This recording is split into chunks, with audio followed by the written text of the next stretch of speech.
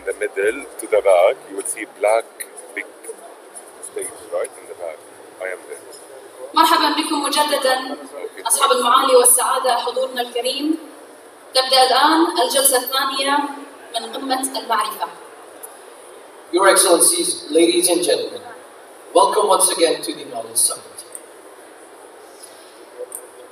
الجلسة الثانية في هذه القمة وفي يومها الأول بعنوان الثورة الرقمية ودورها في تطور الإعلام ووسائل التواصل الاجتماعي. We will now commence our second session themed The Digital Revolution and its role in traditional and social media.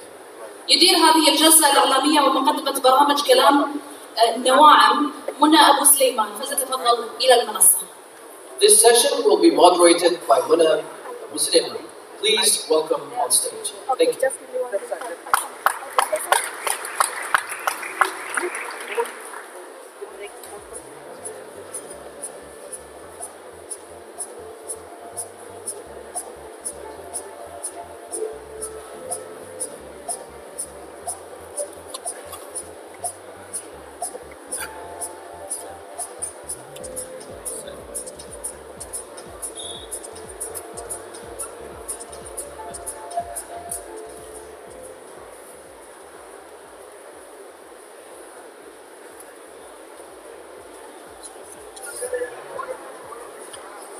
Assalamu alaikum.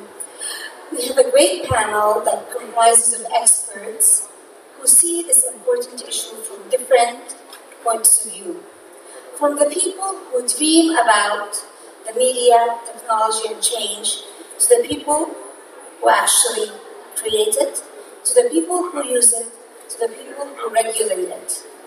I'm very honored to introduce Her Excellency Noura Kaabi, Minister of State for Culture and Knowledge Development, Ministry of Community Development, who is also currently the CEO of the Media Zone Authority, Abu Dhabi. She also heads 2454, as well as somebody who has been named as one of the 30 most influential women in government in 2013. Ahlan wa sahlan.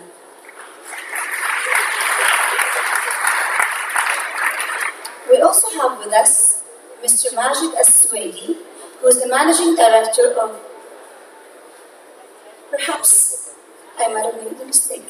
We have also with us Mr. Ludovic Blecher, who is the head of the Google Digital News Innovation Fund, and previously was the director of the FINP, a digital press fund for French publishers backed by Google.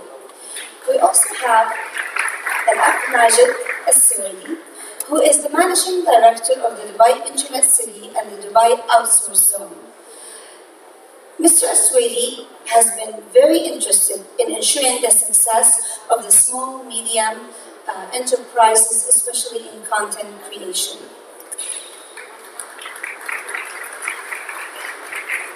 Our fourth panelist is Mr. Birnbaum, who is the Chief Scientific Advisor. He's a professor of computer science at Northwestern University and has received his computer science degree doctorate from Yale University in 1986. His research is in artificial intelligence and computer science, which includes natural language processing, case-based reasoning, machine learning, human-computer interaction. To the floor. Our last guest is Mr. Will Moy, who is the director of the Full Fact since 2010. He has been able to actually work for the non-party affiliated Peer Lord Law of Dalston and the Parliamentary Advisory Council on Transport Safety.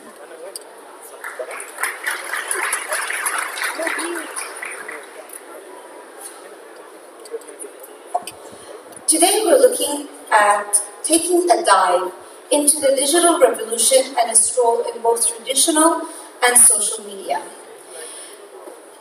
There is a lot of innovation and disruption that are currently changing the landscape of business and information as we, normal consumers, get. From digitalization to radical increase in content, to fake news, to how do you monetize all of this information, both for the publishers, the content makers, and perhaps even in the future for the consumers who give their own information to these digital companies. This disruption is changing the way that we see the world, the way that we interact with the world. I'm very happy that we have such an esteemed panel with us. Let me start first by asking Her Excellency Noura Kaabi about what is UAE doing for the digital landscape. Thank you, Mona. Good morning, everyone. This is truly a great pleasure to be here at the Knowledge Summit. I truly thank the organizers for such an important gathering for us to exchange and discuss what's coming up next. It's a thrill to witness the new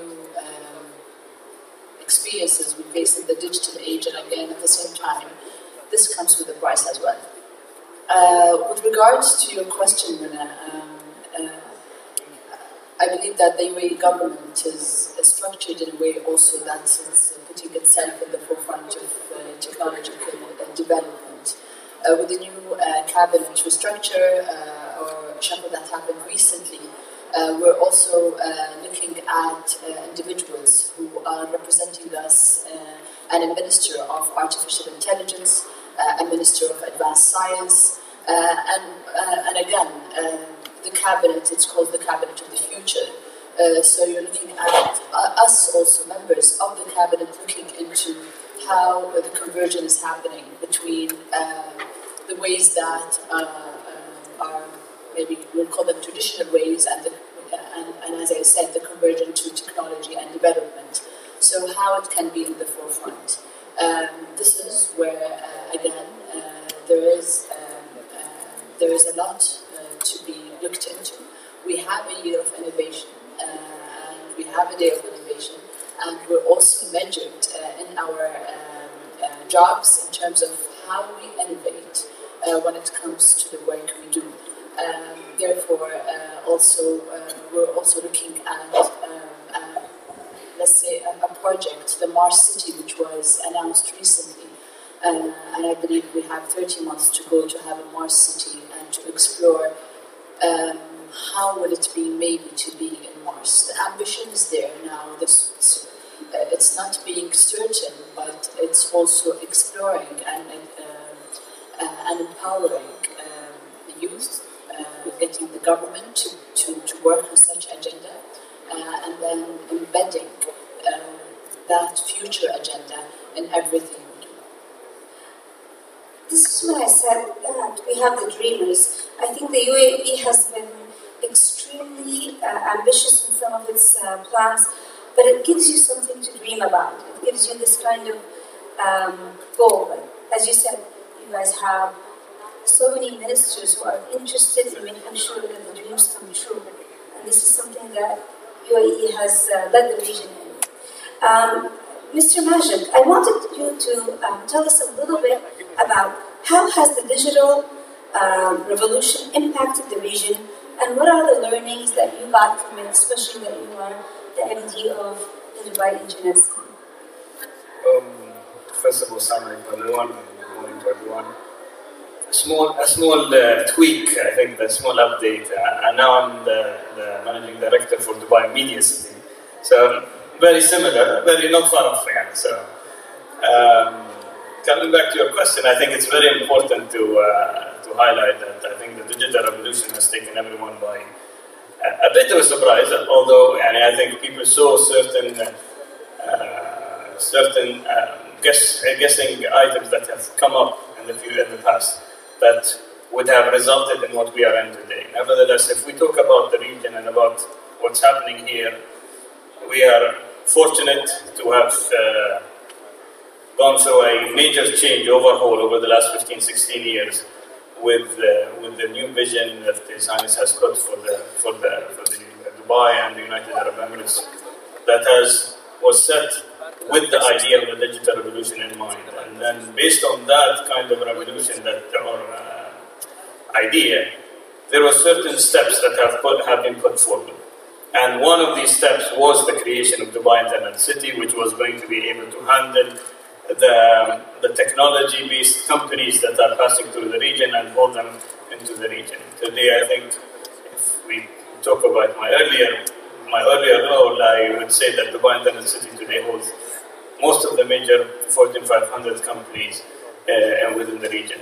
Now, saying that, holding them is one part, but I think the ultimate reason behind attracting all of these companies today into Dubai, or into the United Arab Emirates, was to have a place where people would rub shoulders with technology, revolutions, ideas, trends, and be up with the trends that we have. And as we've gone through all of these iterations in the past, we've seen huge changes that have happened. I think one of the major things that we've seen in the past was the reality of the fact that this part of the world didn't have that much of the digital revolution at that point of time. There wasn't much activity happening on the ground, whereas the world was moving at a faster pace at that time. So the strategies that were set is to build on the character and build on the people that are here.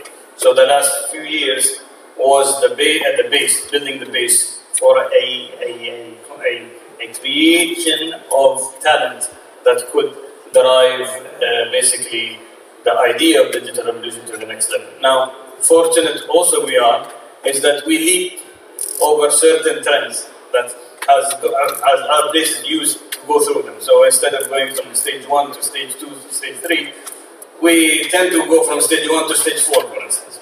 And this is, we are fortunate in that end because we are attracting the top talent from around the world. Okay, so one of the statistics that came out of the Arab Media Report recently is that people in the region, on average, spend 10.9 hours per day on media, traditional and social, increasingly mobile.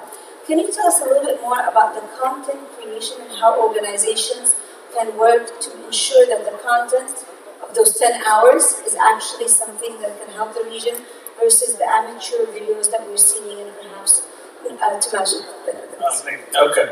So, to help those organizations create great content. So, from our end, what we've seen is in the last few years, coming back, I think we'll talk a little bit of history quite a bit here, is that there was a lot of amateur content available on the web. But also this amateur content wasn't strong enough or did not meet the minimum standard of value-created content. So what we did is that we created some kind of an understanding with all of this, our business partners across all the industries that we deal with, and we deal with the media, we deal with technology companies, and we deal with universities, academia, and others. And we actually tried to instill a new vision that would result in creating more valuable content for the public. This required us to also invest in a lot in equipment, in development, in strategies where we tracked most of these creative content. And I think Google was one of the first supporters to this idea. And I think this was one of the sparks that we had with one of the, I don't know if it was Alex Schmidt, but someone at that point of time was discussing how much the Arabic content was available on the web in 5-6 years ago, which was a fraction. So it's a fraction of a percentage. And that was the driver for all of these changes that have happened. And we're still working on it. Making great content in Arabic is one of the most important strategies to go forward in the digital age. Ludovic, you are the head of the Google Digital News Innovation Fund. What do you mean Digital News Innovation Fund? Explain that first for us.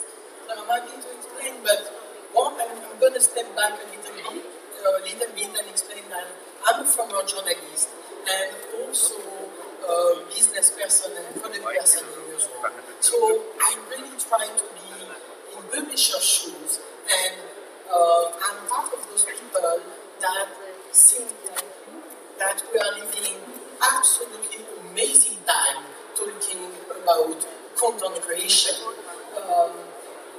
In terms of opportunities, the reach has never been that big due to the platform, the job we are doing all together, and how news are today the power of social, the power of platform.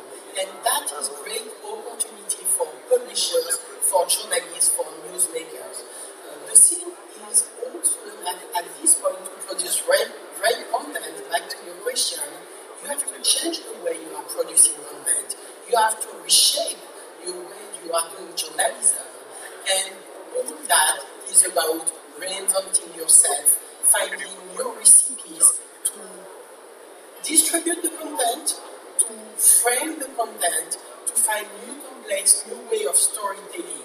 And of course, we are part and we want to be part of this transformation end-to-end. So what we've done in Europe, and it started there, but we are learning from what we are doing, so everyone will benefit from that.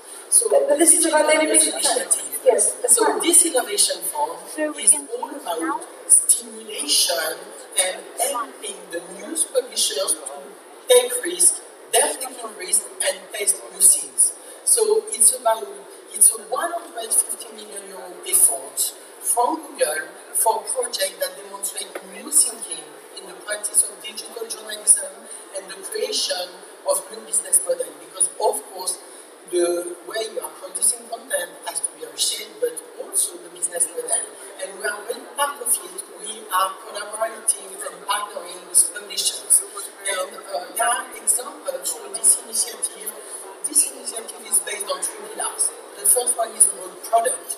And product that has been designed by Google engineers that are now benefiting everyone, like accelerated mobile pages. You have it here as well. It's an open source framework that helps loading the page, accelerating the loading. So basically the fund is looking at how Google products that you guys are creating can also help these projects that you are funding to ensure that there is this kind of collaborative content creation. So the digital news initiative is broader than the fund.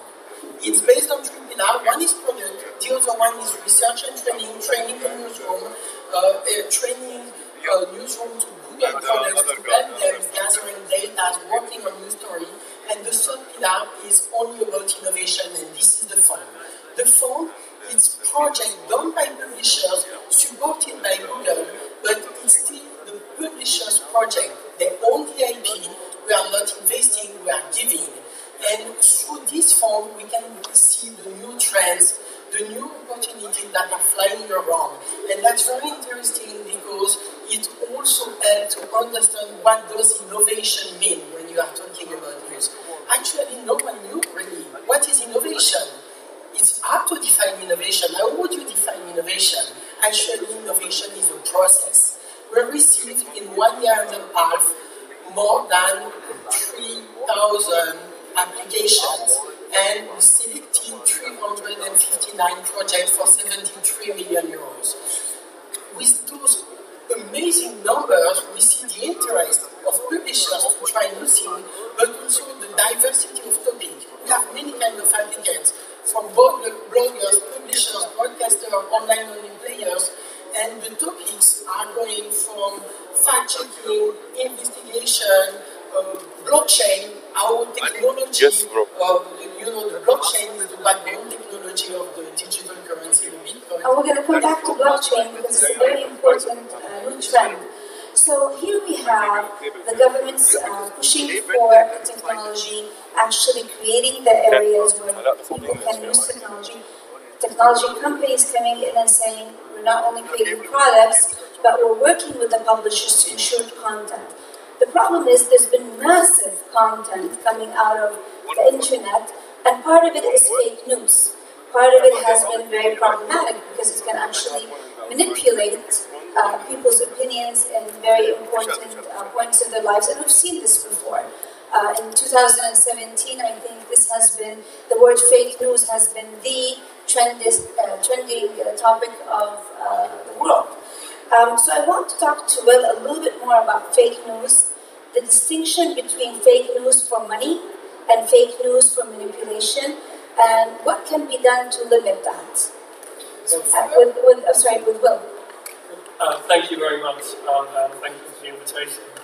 You're absolutely right that fake news has become a dominant global conversation over the last couple of years, and also that actually to have a helpful point of view on it, it's much more helpful to break that concern into its component problems, which are solvable.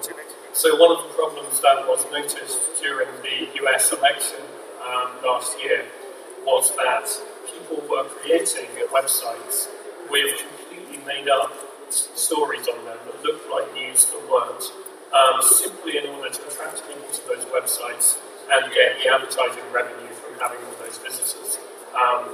One of the iconic examples of that was teenagers in Macedonia making up these websites simply to make money. And that's one example of completely fake news. But actually it's an extreme, and it's a relatively solvable problem. The advertising networks, the big ones, Google and Facebook, were able to intervene to change their advertising methods to make it harder to make money out of that sort of content. Unfortunately, that has shifted some of these producers onto other advertising networks, but the purely financially motivated making up of stories is something that can be tackled by tackling the economic incentives around it.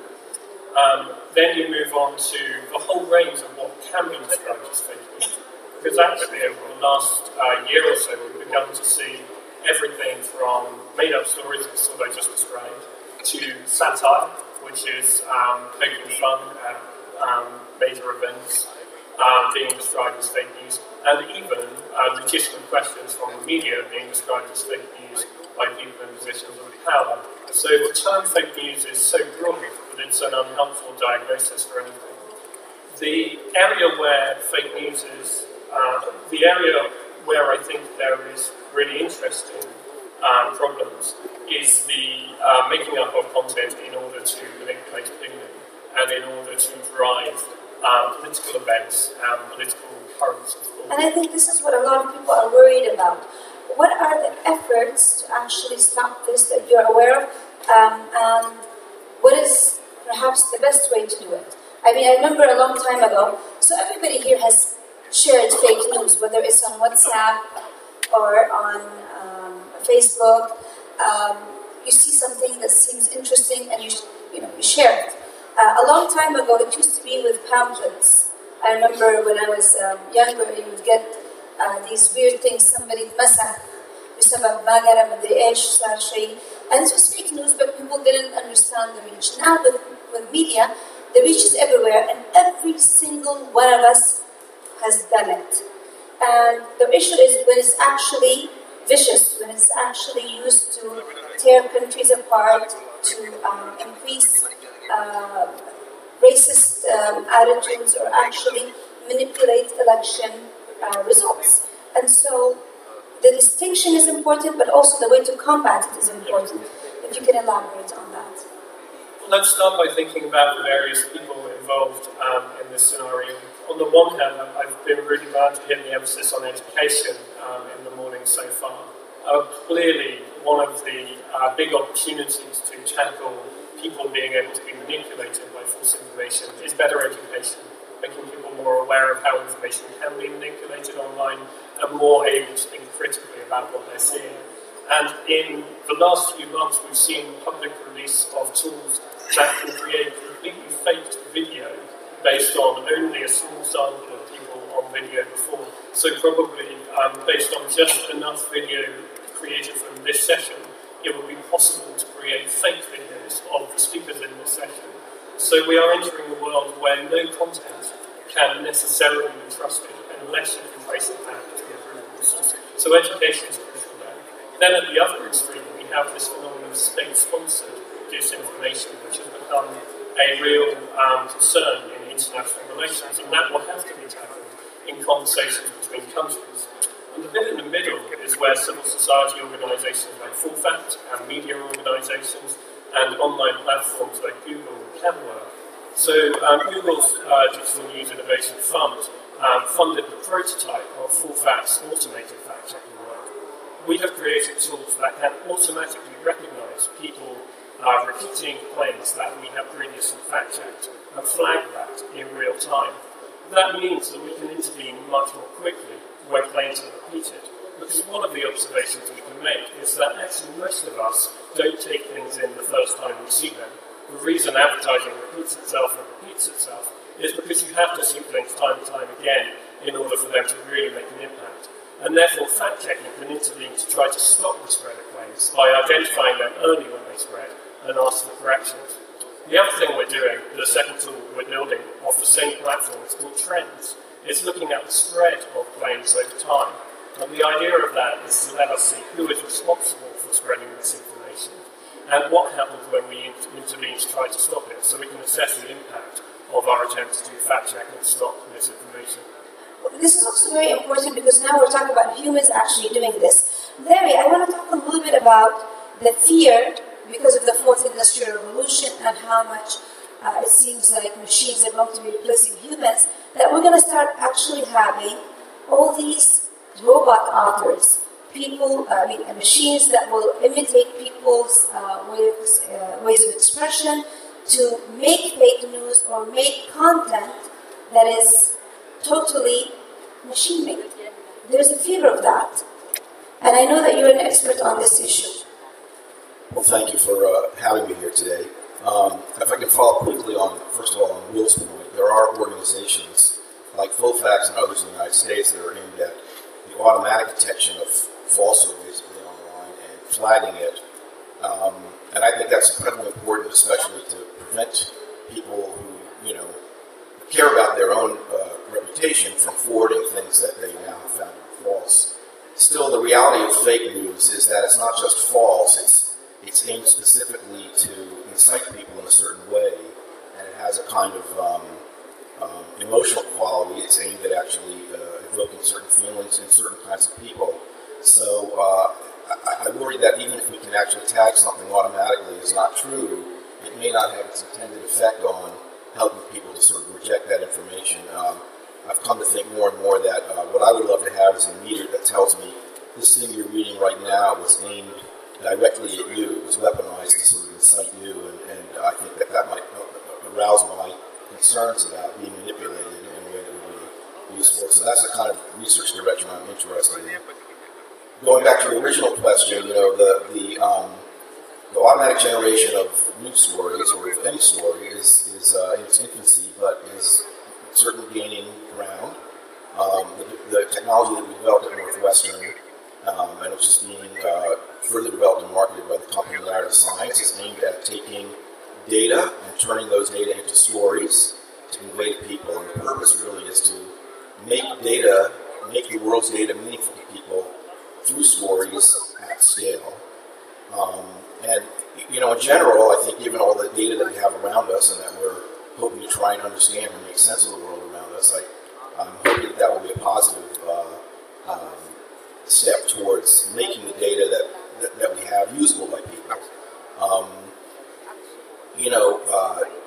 To make that work, of course, it has to operate at scale, which means it has to be personal. It has to be something that you care about. So rather than one story, for many people, we're talking about a story for you around your data, your kids' baseball game or soccer game, your personal financial situation or health situation. And those applications obviously appear very, not just benign, but positive, really, and incredibly useful to people. As the technology progresses, if you ask, how do we, vouchsafe ourselves against, sort of algorithmic manipulation by people who will sort of spin those data in ways that are aimed at, again, really misleading us. I think that's going to be definitely a big technical challenge. I think the good news is that a lot of technology has the possibility with it of being, in some sense, of auditability or traceability. In other words, when a machine tells us something, I think we have the right to ask the question, okay, tell me why you said that. What was your reasoning behind that? What were the facts that you drew on in order to actually convey this information to me? And to the extent that we build technology that is transparent in this way, can explain its reasoning to people, I think we have a better shot of avoiding the kinds of manipulation that you were talking about at the beginning. Well, I'm going to move a little bit from the manipulation of media and robots as authors into something else that we're also afraid of. We're afraid of how the nature of employment is going to be changing. And social media has changed the nature of employment. I wanted to know if Your Excellency, Noura, can tell us a little bit more about how has social media changed employment in the Middle East, perhaps even in the United Arab Emirates? Okay, well, I mean, of course, I mean, with social media, it just dictated the way so there, I mean, the social media made people curate their content, and again, at the same time, have the citizen journalism, if it's a video, if it's music, if it's a talent, if it's a dance, if it's a cooking show, if it's whatever it is.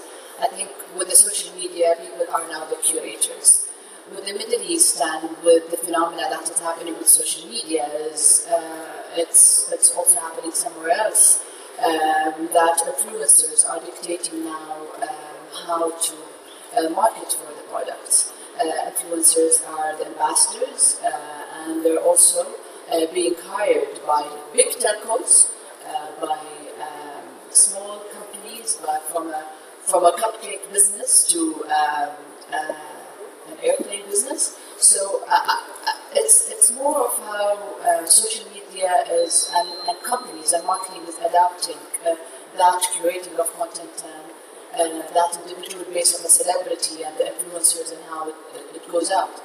The point is, and talking about social media, is how different countries, and especially I believe in the US, is how it kind of regulated, and you understand when an influencer is marketing for a product and how it's a sponsored advertisement. When it's sponsored, you know it's sponsored, other than the other way around, where around here in the region, it's still not clear yet. They will advertise for it and they will place it in their social media accounts. But again, the measurements are kind of not working the same way we feel they're supposed to. An example is if a social media influencer has to declare it's an advertisement, then if they will drive traffic to a website, some of the proceedings will go to that influencer. We need to work on a mechanism to monetize that. To monetize that, it will help us to regulate that in a way that will enable the business and not hurt the business. But it will be a fair proposition for the social media influencer and for the entity that will also want to get the product out there. So this is when we talk about social media and marketing. And now we talk about social media and news, and as you mentioned, the fake news. And I'm happy to hear about Google's digital journalism.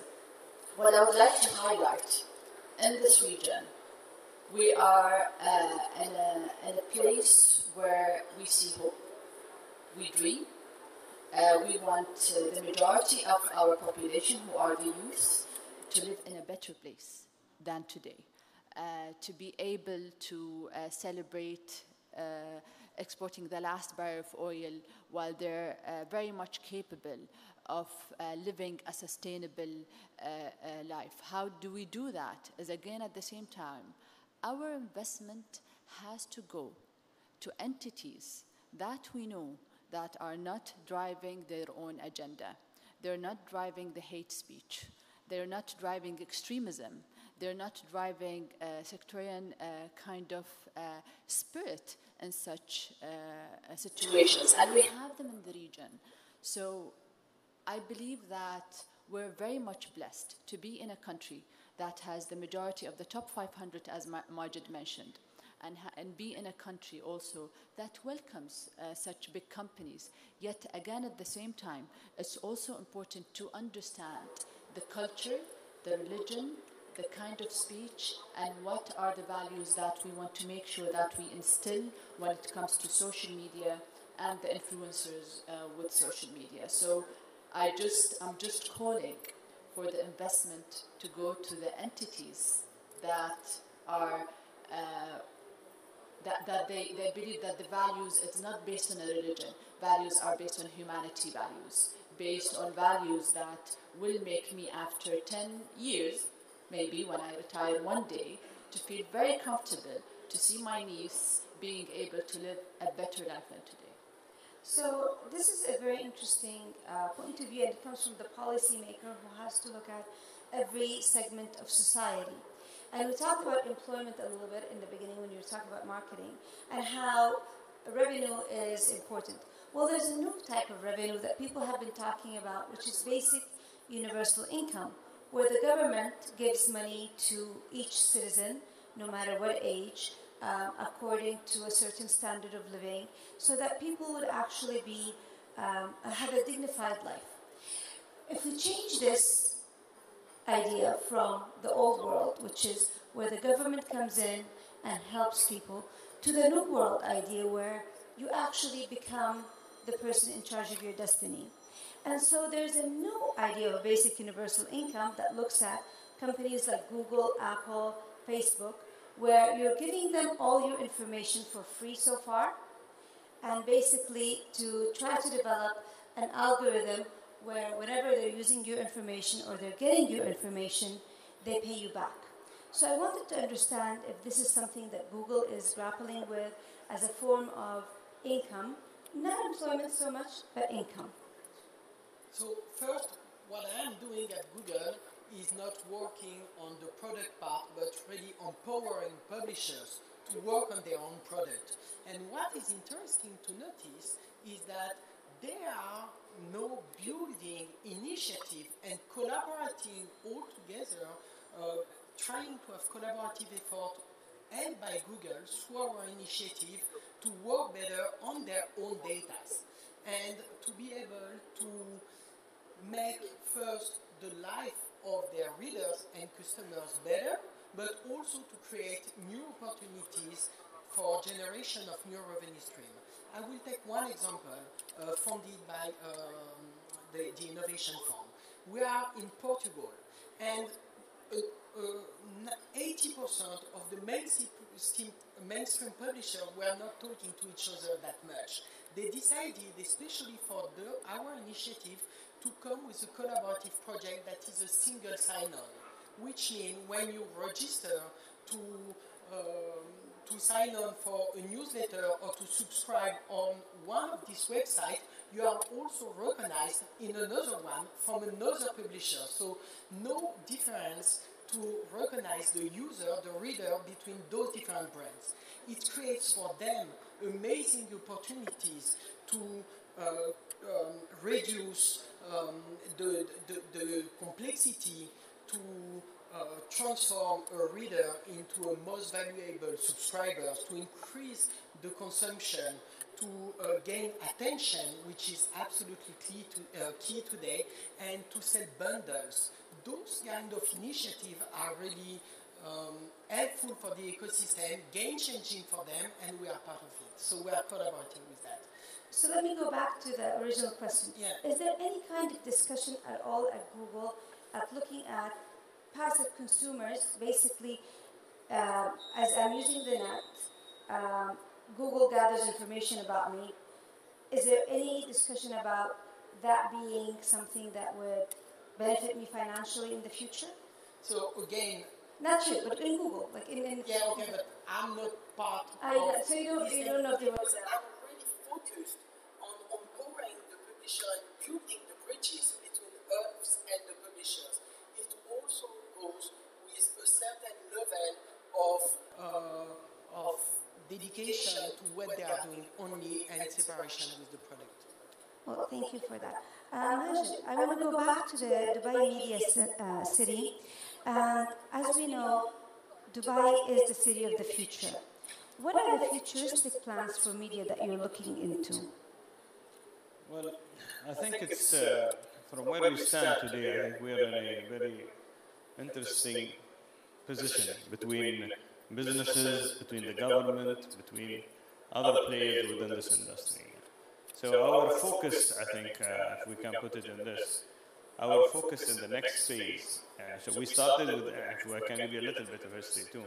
We started with the idea of attracting companies into the United Arab Emirates. So that's the basics. So we bring people in, we get people the chance to operate out of Dubai to the region, and that created the infrastructure that we have today. Now we are moving away from that into the next phase. The next phase is basically to create companies out of the region, for the region. So today we believe that the best person or the most successful companies that will be created in the region are companies that know the localities or know the region much better than their counterparts maybe around the world. Not to say that there are no successful companies that are operating out of other parts of the world that could do the same job, but we believe that the region needs to create its own businesses. So the next phase is all about creation of value, creation of companies, creation of content producers, creation of opportunities for people to start growing and building up their businesses out of the region. So it's very critical that the cities today are focused on how we can make it even better for people to build and to create. So our next drive will always be around this creation of whatever it is, so content producers. Whatever technology takes you, you're going to be there. I think technology is a vehicle, and the technology is not the hardest part of the equation at the moment. Now you find there are so many technologies that were developed for a certain reason, and they are actually doing something else today. So today, I think the more important, instead of thinking of what the technologies that we could get, it's more important where do we want to get and what do they actually do something else. And based on that, so today I think the more important, instead of thinking of what the technologies that come get, it's more important where do we want to get and what do they actually do something else. And based on that, so today I think the more important, instead of thinking of what the technologies that come get, it's more important where do we want to get and what do they actually do something else. And based on that, so today I think it's more important, instead of thinking of what the technologies that come get, it's more important where do you want to get and what will they actually do something else. Based on that, today I think it's more important, instead of thinking of what the excitement and also fear around the fourth industrial revolution. Can you tell me, what are you most excited about and what are you most afraid of? Thanks for that easy question. What I'm excited about is that I think the automation of a lot of knowledge work and other kinds of tasks that human beings are currently doing can certainly lead to a richer, safer, and more fulfilling world. I think there's no question about that. I mean, I don't work on this, but if you think about self-driving cars, I mean, cars are a public health problem right now, just due to the number of people who are killed in automobile accidents. And if you think about the lives that could be saved through technology there and the development of really safe driving, that would be an amazing gift to the world, really. And in terms of, I mean, maybe it wouldn't be curing cancer, but it would certainly be, eliminating a great cause of death and suffering in the world. The work I do isn't nearly so fraught or impactful in that way, but I think that, again, helping people to understand the world around them. I mean, we're now flooded with data. There's no point in gathering and analyzing it if people can't understand it. And so the tools that we're working on to automatically help people understand the data around them, I think, could be a tremendous boon to all of us. The fear is, what will be the meaningful activities for human beings, obviously, and I think the meaningful activities for human beings is to interact with other human beings. I mean, I think that's the meaning, and I think that I was just listening to Her Excellency's talk about dance or sort of personal content creation. I'm excited about that. I'm excited about the idea that people will do the things that they love to do, that give meaning to their lives, and share them with other people, and that the basis of in some sense, human economic activity is going to be these very personal transactions around things that you make for other people or things that you do for other people in a very personal sense, as you would do them now for your friends. I mean, the United States right now, this may sound a little down the road, but artisanal food, for example, and the whole farm-to-table movement has become a big deal in how we eat food out. It's not, and so the whole purpose of that is to decommodify everything along the way and make it personal again. So I guess my hope and dream is that as computers begin to automate sort of the commodity work, we're free to do the work of which is much more interpersonal and less transactional. Part of that is also, when you look at media, is how how digital media has disrupted traditional media, and the rise of the citizen journalist, with its challenges and opportunities. I wanted Ludovic and Will to actually talk a little bit about both of those issues, as well as the training of journalists, whether you're a citizen journalist or a normal journalist. Ludovic, if you could. So citizen journalist and journalist. It's a really professional and amateur relationship, right? And at some point we say everyone can be a journalist. I don't think it's true. It's like a robot. Robot can help, can do part of the job, but it's actually an opportunity to be even better and to go even more in depth in what you are doing. So it will always be a collaboration. Journalism, you need some skills to do that. And that goes with training. You need to be able to find exclusive content. You need to be able to figure out what are the right questions to ask, like you are doing immediately. And this it requires some training and best practices.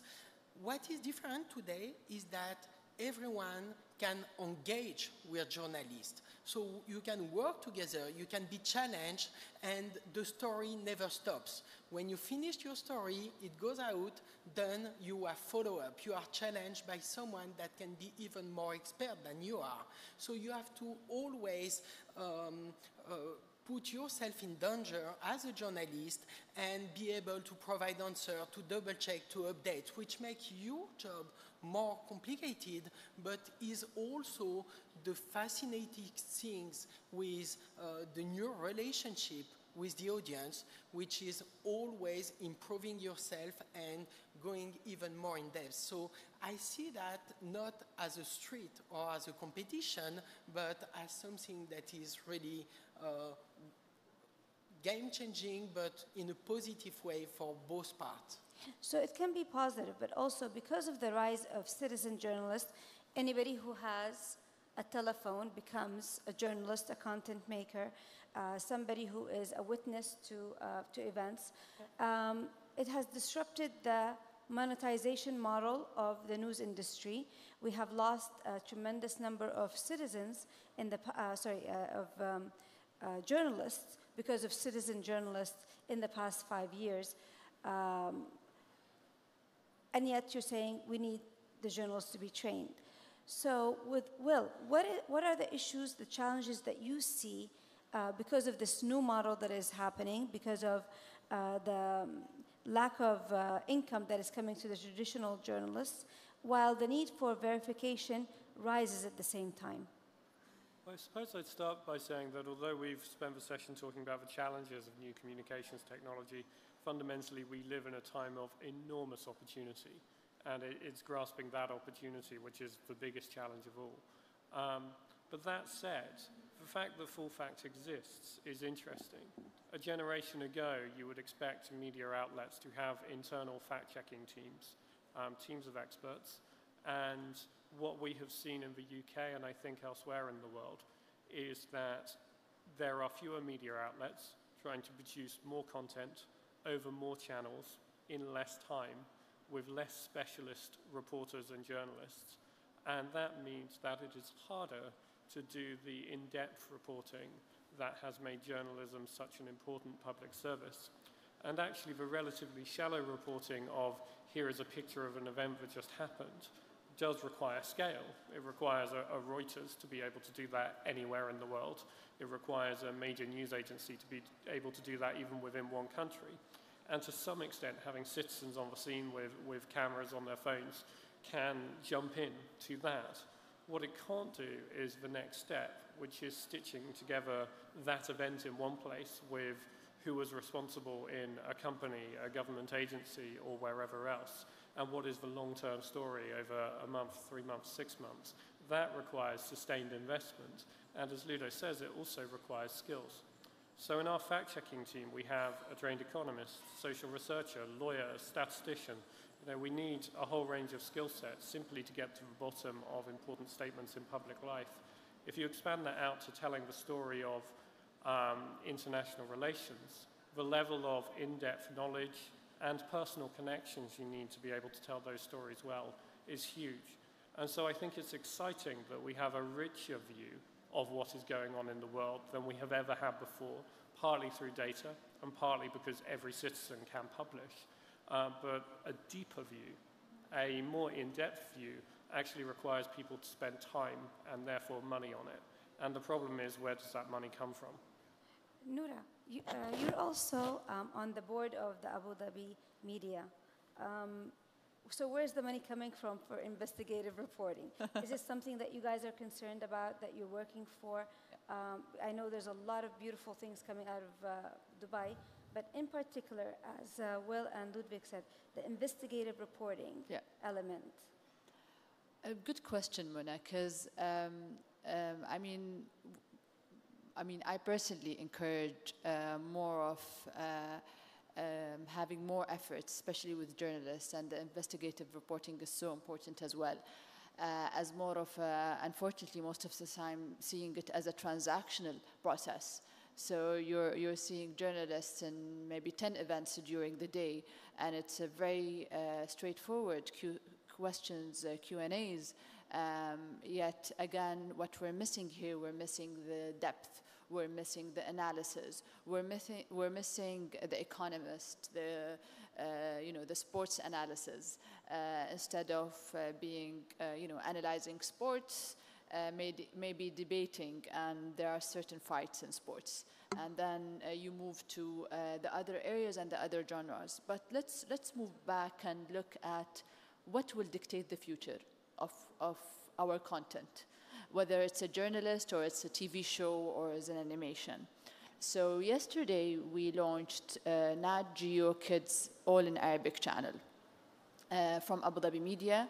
And what is a celebration for the Kids International Day, and again Children International Day, but again at the same time, it's how children who love science, who love space, who are in schools and enjoy such subjects can be the stars in a TV show.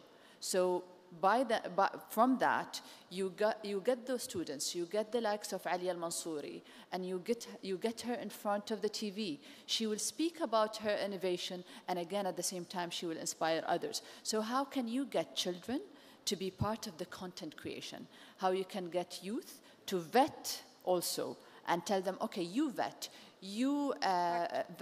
factual checking. If this is fake news or this is news, you give them the tools. So how digital and media literature should be part of our education process. Now, what we do in media companies, we always fall in the traditional trap, the trap of the hundreds of cameras, studios, static kind of process, and then work on a grid. And then we ask ourselves questions. How many hours do you spend a day in front of a TV screen? How many hours do you spend a day, as you started today, in front of your mobile screen? So what dictates journalists, and I, again, empower investigative journalism, more analysis, more depth, and also encouraging what Ludovic is doing with Google. I feel it's how we adapt it and how we have a content that is, has a target audience. The audience will dictate, not the fizzy drink, not the advertisement, although we will get our money from advertisement. But I feel what's happening right now, that audience are changing the way we measure things. They're changing the way companies are operating. The media is changing the landscape. So how can we empower that? By the content that fits audiences, from children to adults to analysis to politicians to whatever it is, but work on a more of in-depth. And a very quick note, youth won't mind paying for a good content. I think everybody doesn't mind paying for good content as long as you can find it. Larry, on the topic of good content and investigative reporting, I remember reading a few weeks ago that within 5 years, robots will be able to write essays for high schoolers. So you no longer need to plagiarize. You can just get the robot to write you the essay. How much longer, and is it possible for a robot to do what Will said, to spend the time and do an actual investigative, in-depth report, like the ones that we would read in the New Yorker, the Atlantic, or NPR, watch it on NPR? So the approach to artificial intelligence that I take is typically founded on starting with what's doable, which will be working with human beings so that the machine takes on the component of the task that it's capable of doing, and the person is really working with the machine to actually do the things that people are best for. And you know, as we improve technology, the components of who's doing what may shift, but I think fundamentally that the model of the future is really going to be one where human beings and machines interact with each other in productive ways to actually do things together that neither of them individually would be able to do. And so I think that the machine's strengths are going to be things like the vast amount of information at its disposal immediately, and the ability to process that information very quickly and synthesize it perhaps. The human being will bring an understanding actually of values and what are the questions that need to be asked here, which I think that's the hardest part if you think about it for a machine right now, is what's important to a machine. What will it want to know about? What will the questions be?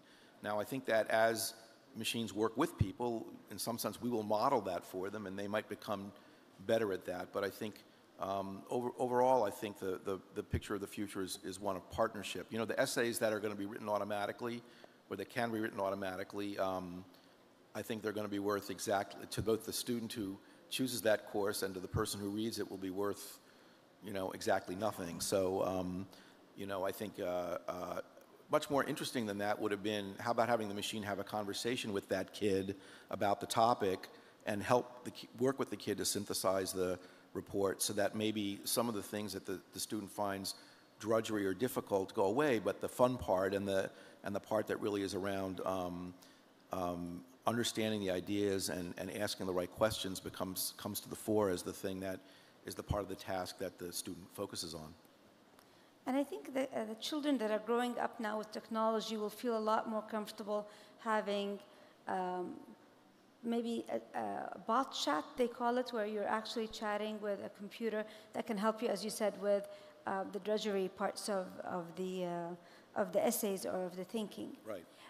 Majed, Her Excellency talked about looking at how consumers are changing the media landscape, that they're the ones now who are driving the content. And yet there's always going to be a need for content that is uncomfortable, that pushes the boundaries, that is difficult, so that we as a society can grow. And usually these don't make money. You're an expert in the technology startup arena. Can you tell us, is there a way for people who want to be able to provide the foundations of knowledge, things that may be not monetized, still can have a space in Media City or in the future city? Well, I don't believe there is anything that doesn't make money. Oh, I like that. That's the starting statement. So I believe there is always a way to monetize something.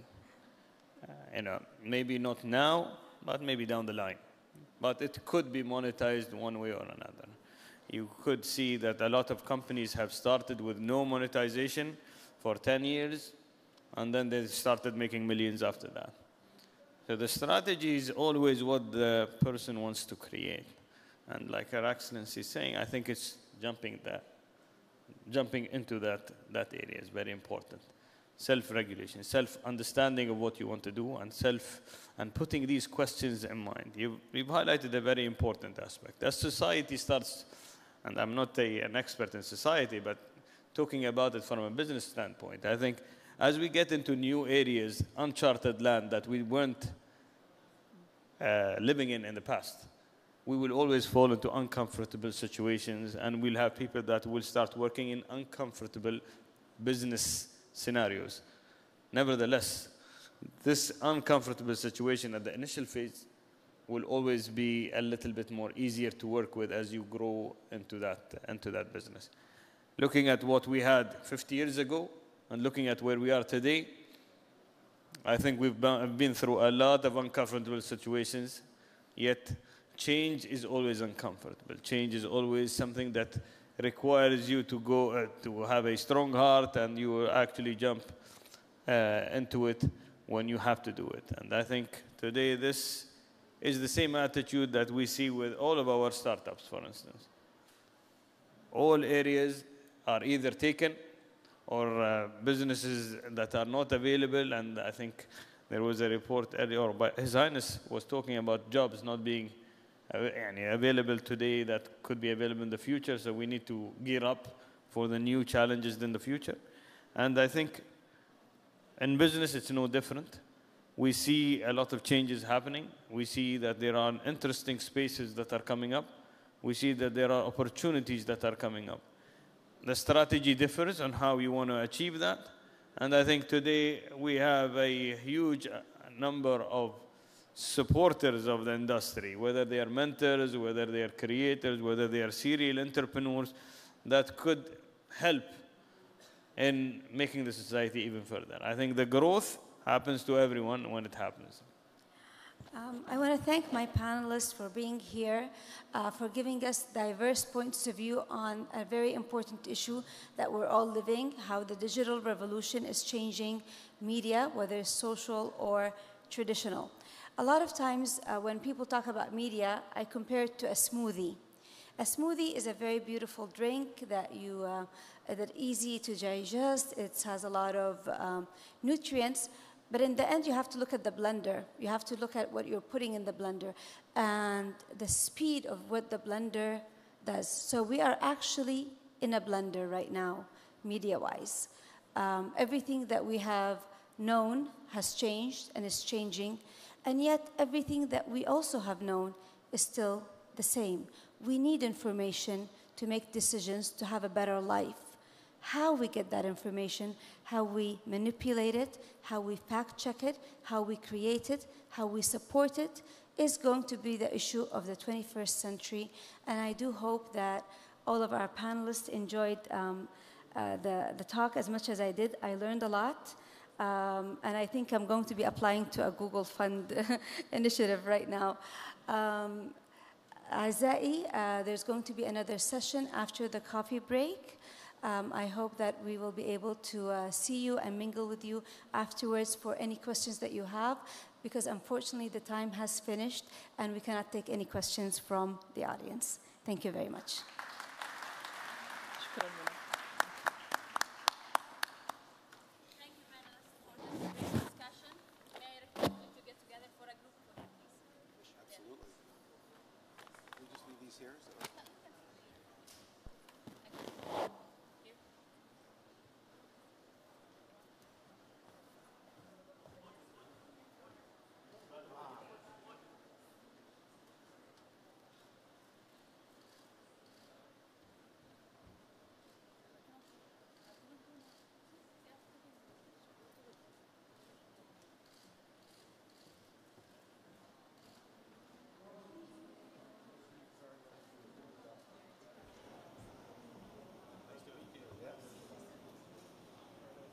Now we will take a 15-minute break until we will welcome you back again for the official opening of this summit. راح ناخذ استراحة قصيرة مدتها 15 دقيقة، ومن بعدها نرحب بكم مجددا في قمة المعرفة 2017 والافتتاح الرسمي لهذه القمة.